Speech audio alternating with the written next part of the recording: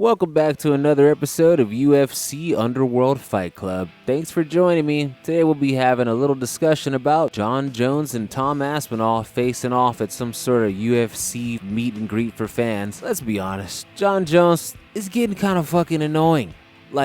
First of all, you take 3 years to go try to pump yourself up to get ready for Francis Ngannou. Then as soon as Francis leaves the UFC, you show up. And although it was an impressive performance against Ciryl Gane, let's be honest, man. That wasn't really what we waited 3 years to see. Just you come fucking choke some dude out, in under 5 minutes. It's cool, but we were waiting to see the fucking heavyweight debut of Jon Jones and see him come through and wreck some shit. That was just a victory, dude. It wasn't really a fight. Now we got Tom Aspinall, and I gotta be honest with you, I feel bad for Tom Aspinall. I mean, he's done his thing, dude. He knocked out one of the scariest dudes in heavyweight that we've ever seen. The big Russian dude, I can't think of his name right now. I'll throw his name in the fucking, in the video somehow.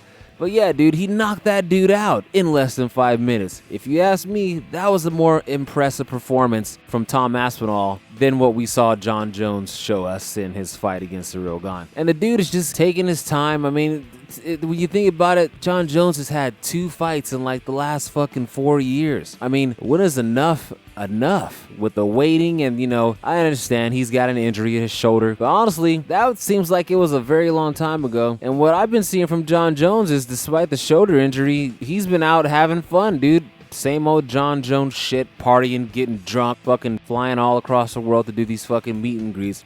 I'm like, buddy, the reason why you're able to do all this shit is because you kick ass in the octagon. You haven't been kicking anybody's ass in the octagon. And I just feel for Tom Aspinall in this situation, because all he wants to do is to fucking secure his legacy and become the heavyweight champion. If you ask me, he's already the fucking heavyweight champion. Jon Jones is sitting back waiting on a fucking fight with Stipe. I mean, come on, let's be honest. We're all sick of the waiting games for a fight that really we would probably choose second to Jon Jones versus Tom Aspinall. That's really the fight we all want to see. That's the fight we need to see. He's young, he's hungry, he's the baddest of the baddest right now. He's the new generation of heavyweight. In order for Jon Jones, in my opinion, to go down as the greatest of all time, he's got to beat Tom Aspinall. If you beat Stipe, which he probably will, that's not really going to be as gold of a trophy as he sees it in his mind. I mean, let's be honest, dude, it's Stipe.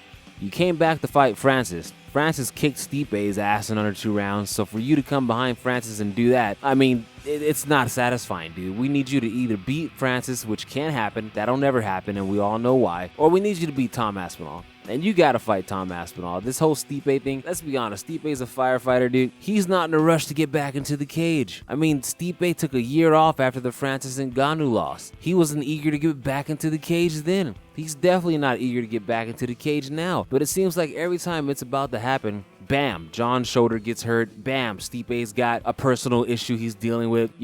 These guys are just never ready to get down. Who is ready to get down? Tom fucking Aspinall, and I give him all the respect in the world for that. So what we're looking at now is Jon Jones recently had a little meet up with Tom Aspinall. The message going around is that Jon Jones, was the alpha in the situation, because Tom put his hand on Jon Jones' shoulder and Jon Jones removed it. Dude, that's just for the fucking cameras, dude. Tom Aspinall, if you didn't notice, he put his hand on that Russian guy's shoulder right before he knocked him out, dude. That's just a thing Tom Aspinall does. It's probably just like a habit of his to lay his hand upon someone's shoulder, dude. I used to have a habit of doing that. I don't know. I'd just be next to a person and I'll touch their shoulder, dude. It's just a thing that some people do. But Jon took it the wrong way, because if you ask me, Jon Jones knows that that's the real threat. Tom Aspinall is the real threat, dude. Sure, people will say, well, that's what we all said about Ciryl Gane, and look at what he did to Ciryl Gane. Like I said, that wasn't a fight. He fucking went in there, went to Ciryl Gane's weakest fucking defense, which is against grappling, and he just used that and he did what he does. He's done that choke plenty of times, Jon Jones has. So it wasn't a fight. Tom Aspinall, I don't think you're just going to be taking Tom Aspinall and choking him out in 2 minutes. Or Francis Ngannou. I just don't have a hard time believing that would have happened. But until Jon Jones is ready to get back into the fucking cage and cement his legacy and prove that he is the greatest light heavyweight, which he's already done, and add on to that to being the greatest heavyweight, I don't want to hear any more about it, dude. It's just come to the point where all I can do is feel bad for Tom Aspinall, because he's like the nicest dude, going around. I'll be honest with you. Going into that fight with the big Russian guy, I thought he was gonna lose, dude. But after that, my respect for Tom Aspinall has just boosted through the roof. And you gotta understand, it's because of what happened in his fight against Curtis Blades that had me kind of thinking, oh, this guy, he's soft, dude. I mean, I'm not really expecting much out of this guy. But then he came back and did that to Marcin Tybura, and he did it to fucking Sergey Pavlovich back to back. I mean, that's a bad motherfucker, dude. And John Jones, if he was any type of a badass, which he is, I'm not gonna discredit him, he'd be fucking shouting at the top of his lungs to go face Tom Aspinall. He had the argument prior that, Tom Aspinall, he's an up-and-comer, nobody really knows him, the Stipe fight is bigger. I'm here to tell you right now, John, it's not. Real fucking UFC fans want to see you fight Tom Aspinall.